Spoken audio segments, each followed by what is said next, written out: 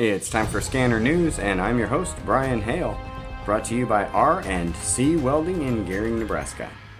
Our top story of the day comes from last night's Sidney City Council meeting. The Sidney Nebraska City Council voted to allow fireworks this year from July 1st at 8 a.m. to July 5th at 1 a.m. The conversation got very heated, and police were called to the scene, despite the fact that the police chief was on scene at the meeting.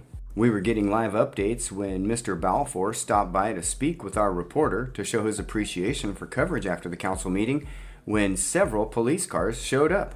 We didn't hear of any further action taken, but we'll let you know if anything serious came of it. It was a verbal argument over fireworks. Speaking of fireworks, there is a discussion on venue change in Gering. The all-red display typically takes place at Five Rocks Amphitheater, but there is discussion this year about moving it to Oregon Trail Park in Gering. Find that post and be sure to comment on our Facebook page.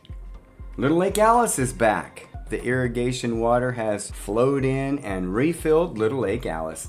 There is a time-lapse video from Troy Bryan on our Facebook page at Panhandle Scanner.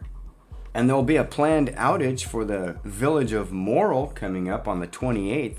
That's a Sunday, so they wanted to be sure to put out that notice early, and they asked for our help. So, folks in Morrill, be ready for that short electrical outage on Sunday morning the 28th.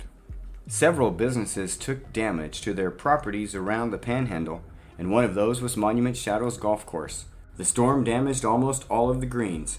The grounds crew worked all day to repair as much damage as possible. The golf course will be closed at least until noon on Wednesday.